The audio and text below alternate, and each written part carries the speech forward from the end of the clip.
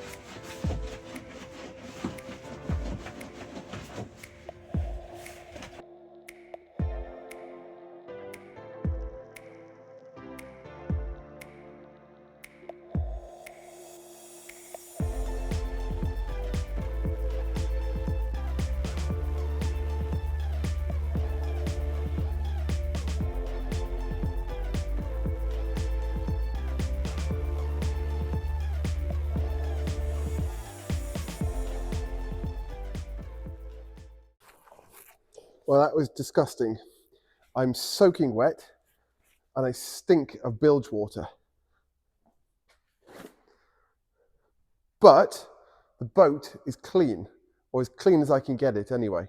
So you saw then on the footage, it was really hard to film, but I've pressure washed all the bilges, and then there was so much stuff that came out that I got a few bucket loads of nice soapy water, chucked it into the bilge, swilled it all out, gave it a good old clean, and then sponged it all back out. I was using a bilge pump that packed up on me halfway through, so I was sponging everything back out. I've got it, I would say 90% clean. I can leave it now just to dry off, and then I can come back and give it just a final clean. And there's loads of debris in the very bottom of the bilge that I need to get out. Feels like bits of wiring and cables and insulation tape and all that sort of stuff. So I need to scoop all that out and get rid of that. Final cleans and the bilges are done. A disgusting job, which needed doing, and I'm really glad has been done. Gave the top sides a bit of a clean off as well. Nothing fancy, just get rid of a bit of the muck whilst I was up there. There'll be plenty more cleaning to do up there, that's for sure.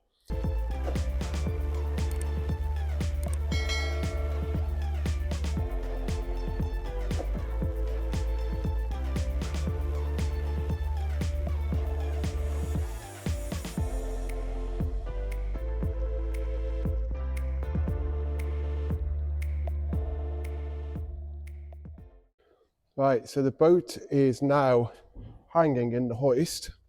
You see she's loose off the trailer. If I wobble this keel, hopefully you'll be able to see the movement, which I think is here. And I'll show you a close-up of this area in a moment. But just have a watch around this area and you'll see the keel move and not the hull flexing.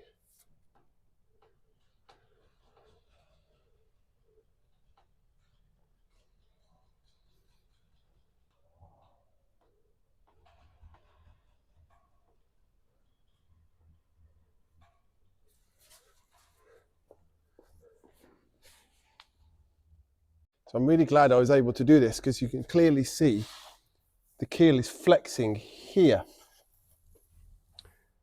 So what I need to do on the inside is do some laying up on this edge all along here, front to back, and then put in my keel supports in various different locations inside the boat. I've had a bit more information from a few people about where to put these supports, these bulkhead reinforcement pieces. So I'm going to try and get some content out about that. But clearly I do need to do some laying up along here. And while I'm there, I'll have a look at the inside as well and perhaps put a bit inside at the same time.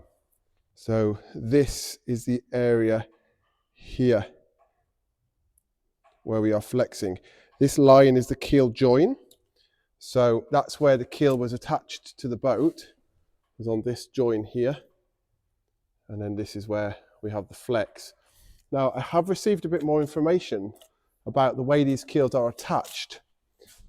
I thought they were just pushed into the recess and fiberglassed in place, but they are also mechanically fixed, and apparently under here, underneath the gel coat, are, I think it was M6 or M8 bolts running along here.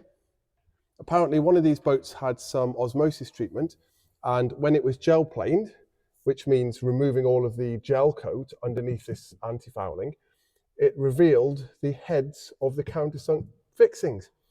So I believe along here there are some fixings. So they're really well attached. It's just we have a weakness here, which does correspond with my earlier thoughts about pressure in mud and the boat drying out on the keel all the time and the constant change in angles. So in every keel, be it a bilge keel or a fin keel, you have your ballast really low down. It's a really low weight and it keeps the boat stable when you're underway, when you're under sail. Now this boat has got encapsulated ballast. It's right down here. You can hear that's solid, it's all encapsulated. It'll either be encapsulated lead or encapsulated steel, iron. But if I tap, coming up here, you can hear the change in note. So about here, is where the ballast stops, which will be the top of the keel inside the boat. Now from there onwards, it's fiberglass. All this is just a skin of fiberglass, and that's where our weakness is. So over here on the other keel on the port side of the boat, this one doesn't seem anywhere near as bad. I didn't think it was. You can see I can hardly move that. There's a slight bit of flex, but absolutely nothing compared to the other side. Now that is probably more like the way it was from new when she came out of the factory. But because I do know that there is an issue on the starboard keel, I'm going to do some reinforcing on this one as well. It would be silly not to. If we're doing one, always do the other one. There will be an amount of flex in any keel, whether you can see it or not. Even if it's minuscule, you'll have a very, very small amount. But starboard side, way, way too much. Port side, I think is acceptable, but I'm going to reinforce it anyway. I may well do the reinforcements on this edge, just as I'm going to do on the starboard side, but I'll certainly put in those bulkhead supports all the way along to make sure that these are really well attached and they're going nowhere. Right, so that's really good. I've had a look at the keels and I now know what I'm doing and where I need to concentrate my efforts.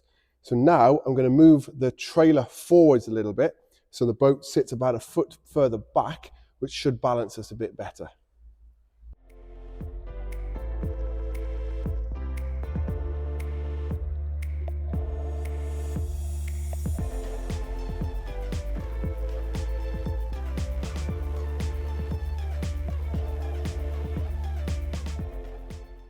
That is a good job, really well done. We know where we are with the bilge keels and the boat's nice and stable on the trailer. It was just too front heavy before, and it was a nightmare. If I had to move the boat slightly, the jockey wheel would barely lift it, so I had to get a jack underneath it to put it onto the hitch of the 4x4. So she's sat much better now, and she's all strapped up, roped back up, nice and safe, and we can crack on with the rest of the work. However, that pretty much wraps up today. I do want to say a huge shout out to you all, because I'm getting some really great comments and some really good advice. Thank you very much for the chap that told me about the bilge keels. That's really valuable, and now I know a lot more about how they are attached to the boat. Thank you very much to Simon. He's a qualified marine surveyor and he's been giving me loads of information, absolutely priceless information. So thank you very much, Simon.